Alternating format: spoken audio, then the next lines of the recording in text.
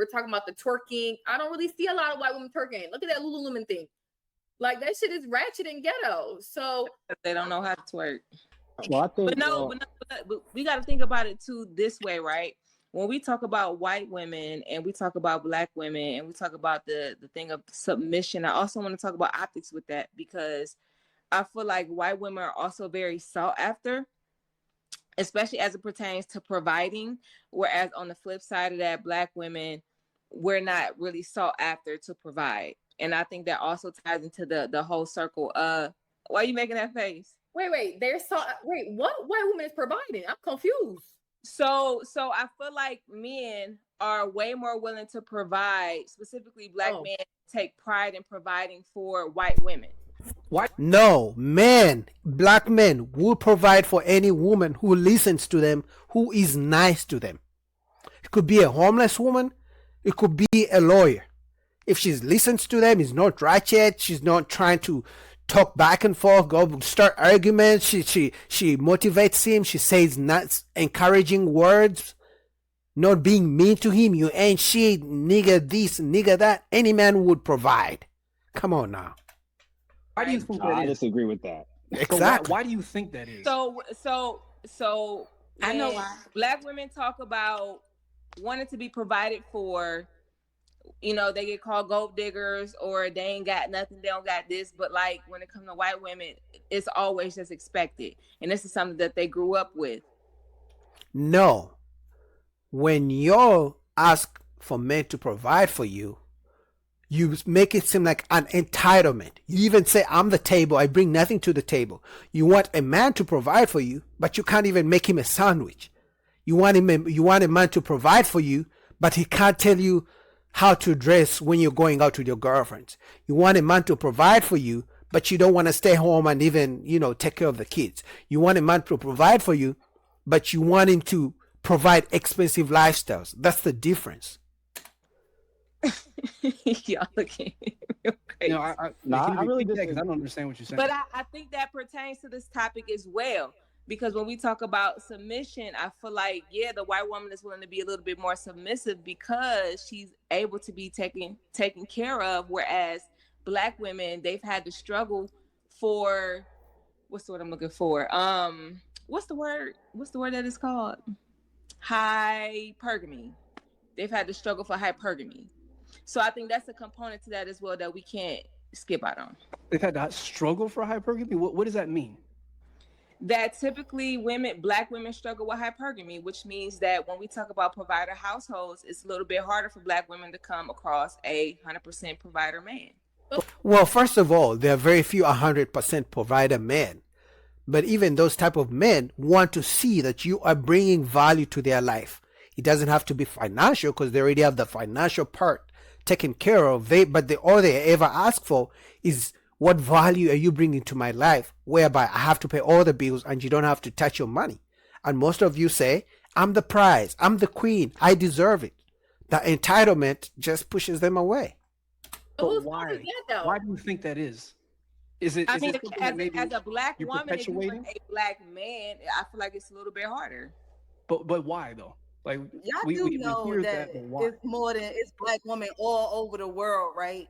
Like what you talking about is the Black American woman. Mm-hmm. A lot of these black women, they coming from Jamaica, they come from other places, wherever they come from. They don't go through what the Black American woman go through.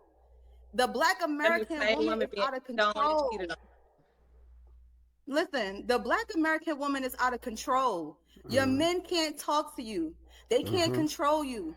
They can't lead you. Because you want to lead. You feel like because you're a black woman, you got it down pat and you know it all. Black women always right. I'm strong because I'm a black woman. This is y'all thing. Nobody want to hear that shit. Men don't want to hear that shit. I've never met a man that said, I want a strong black woman. Facts. I've never met a man who said that. Men don't care about you being strong. They just want a woman. But y'all walk around with this chip on your shoulder just because you black.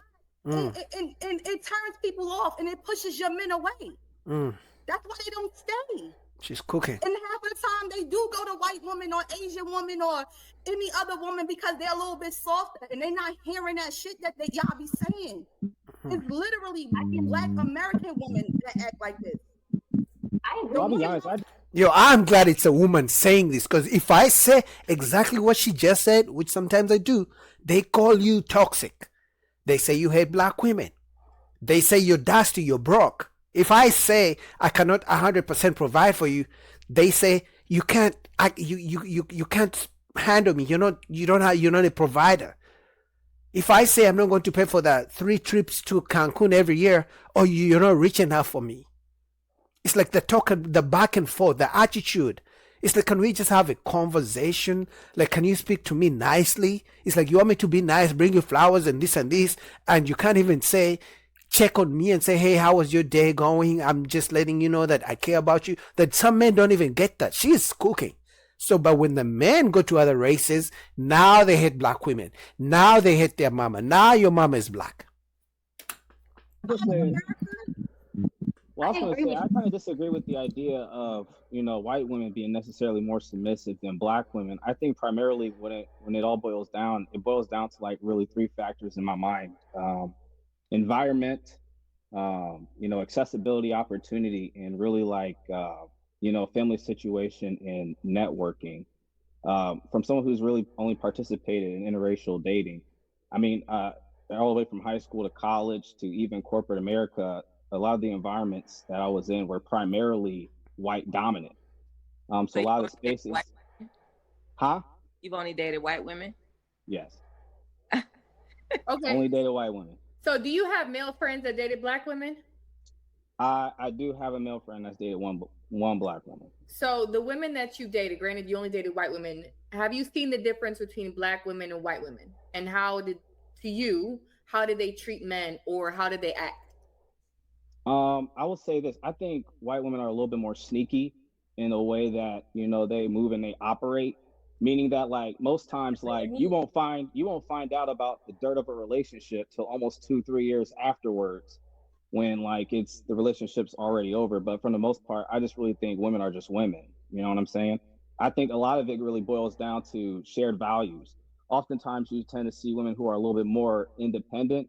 They tend to operate in what I like to call a survival mindset, where it's just more about, I'm just trying to make it to the next day, the next month, the next year. And I'm just taking things as they come.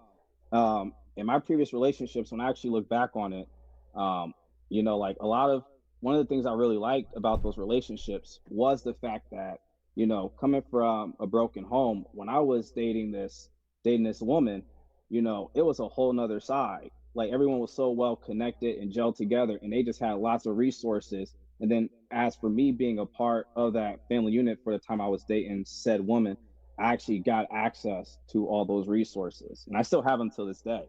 That proof I made earlier. Go ahead.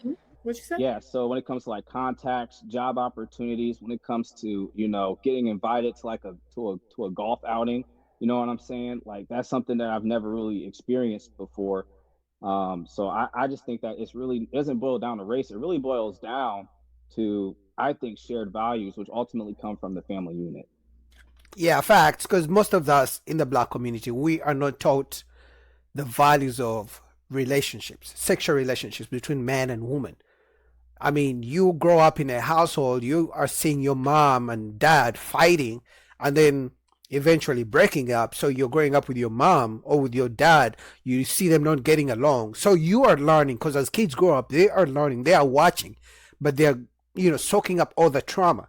So when you grow up, so no one is telling you about healthy relationships. No one teaches black people about healthy relationships, not anymore.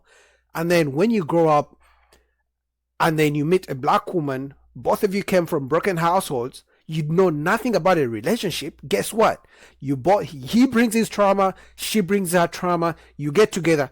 Now it's 2 trauma times 2. Maybe you become single parents. Now it grows. The generational trauma grows and grows and grows.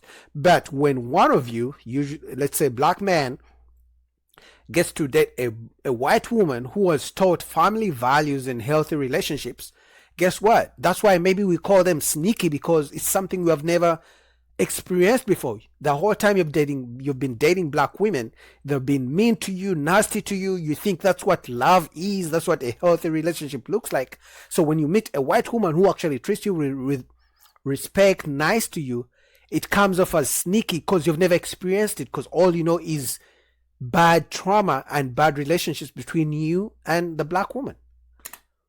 But wait, but that's the good thing though, that a woman can be an asset to you and help you in many ways. I don't see that as a negative thing. Janae, you're muted, by the way, but you have a big feedback. But I don't think I've never really hear a lot of men saying, black men be like, oh yeah, I'm going after this white woman because of resources.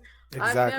I've never heard that. Maybe I'm wrong. I think something else that we're not talking about either is I really do think that when it comes to like, you know, interracial dating, I do think that white women do stick it out. Like, I think what they do is when they go to college, they're finding a husband, they're finding a long-term relationship, and they're really smart at identifying, you know, who's gonna make it and who's not. And I tend to see that they're not primarily focused on looks more than they're focused on, like, hey, dude, you have a great personality, are you a good person? And then are you going to be able to sustain a family?